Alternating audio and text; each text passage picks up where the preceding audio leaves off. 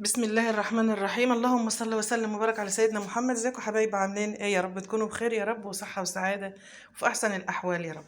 اللهم صل على سيدنا محمد. طبعا احنا الموسم بقى يا جماعة الخير، الزيتون يعني بدأ ايه يظهر كده في الاسواق وبقى زي الفل، بس صراحة سعره غالي قوي قوي قوي. فاللهم صل على النبي. بنقول يمكن اما يكتر شوية عن كده يمكن يرتاح في السعر شوية.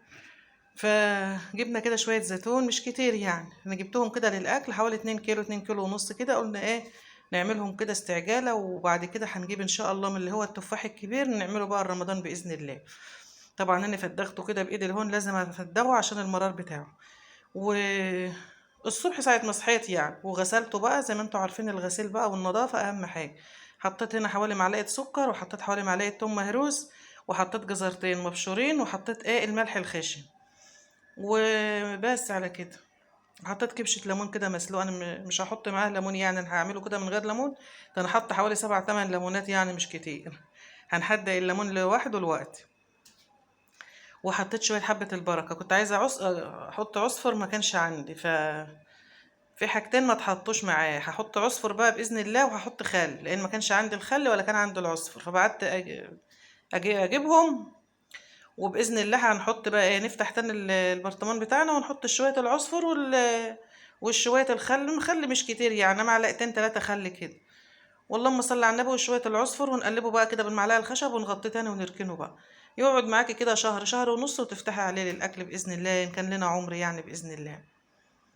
فقلت دي للاكل يعني. دي بقت بقى معايا كوبايه الميه دي، كنت سلقت قشر الليمون اللي هنغطيه بالزيتون. فدي كوبايه ميه اللي هنحدق بها، اللي هي ميه السليق بتاع الليمون. اهي خدنا يا دوب الكوبايه وكوبايه كمان زي ما انتم شايفين كده بالكوبايه الستانلس دي.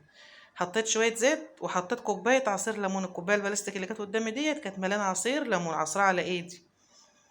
بس كده يا حبيبي، هو دي كده بقى الزيتون والشطه. وعملت شفشق مش عملته معاكم والله، شفشق فلفل احمر وشطه حمرا، ضربتها في الخلاط بشويه ملح وحطيتها في ايه، في الاول خالص في عطيه الجردل. عايزين الجردل دي يطلع ترند يا ولاد، مخلل الزيتون في الجردل. كيس كبير كده فرشته فيه وحطيت بقى فيه الايه. والزيتون مش كان كتير يعني يستاهل الجردل، بس مش كان عندي صراحة الا هو. كان مطرح جبنة وكنت غسلاه وعيناه، فجبته تاني برضو غسلته وحطيته في الشمس. لما الصمت حلو كده رحت جايبه بقى فرشه الكيس بتاعي النضيف دوت، ورحت ايه حاطه فيه. حتى الكيس مش كان عندي والله، بعت جبته من العطار. لا اله الا الله. ولما انا بقى شويه الزيتون بتاعنا بقى وشطه بقى، ما اقولكوش شطه من اللي هي الرفيعه النار دي، بقى الشطه اللي هي بتاعه الزيتون. وشفشق الفلفل الاحمر اللي عملته بقى في الخلاط، وزي ما انتوا عارفين بقى التحبيشه بتاعه الزيتون العسل دي. وخلاص. واهم حاجه حدقته في ميه سليق قشر الليمون. وعوزنا كوبايه واحده كمان كملنا بها، وخلاص على كده. وكوبايه عصير ليمون.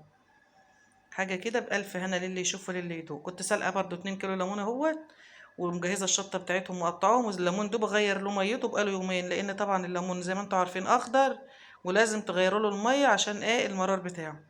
غيرت له والله بقالي يومين بغير له الميه، كل ساعه كده غير الميه بتاعته. وهنغطيه بقى بس بميه ملح، وحطيت له شويه توم وشويه سكر، معلقه توم برضو حوالي نص معلقه سكر. وهنغطيه بقشر الليمون اللي فايت معانا وملح خشن، اهم حاجه ملح خشن. ومخلله الزيتون لو تلاحظوا برضو بملح خشن. بس على كده كده عملنا برطمان الليمونه اهوت بشطه، وعملنا مخلل الزيتون. وعندي برضو برطمان مخلل كده هوريهولكوا برضو ليمون على شطه للاكل. فاض معايا كده شويه شطه حطيتهم على وش برطمان الليمون التاني اللي احنا بناكل منه يعني. اهو البرطمان الكبير دوت بقول لكم الشطه دي لسه جديده حطاها يعني. يوم واحد هتحدق على طول، الدنيا حر. وكده يا حبايبي بقى ده المخلل بتاعنا، وقولوا لي ايه رايكم. وبس كده غطينا بقى الزيتون لما احط له بقى العصفر واحط له الخل. وطبعا مش هنتغدى، لا هنتغدى ونعمل احلى غدا. طلعت على السطح مسكت ديك بلدي عملته، هما لسه صغيرين مش كبار قوي ولا حاجه، بس عملت ديك.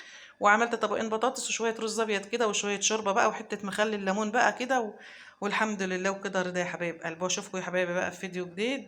ويلا بقى الشطار كده يا حبايبي، وهاتوا الزيتون يلا وخللوه. حبايبي تسلموا لي، مع الف سلامه.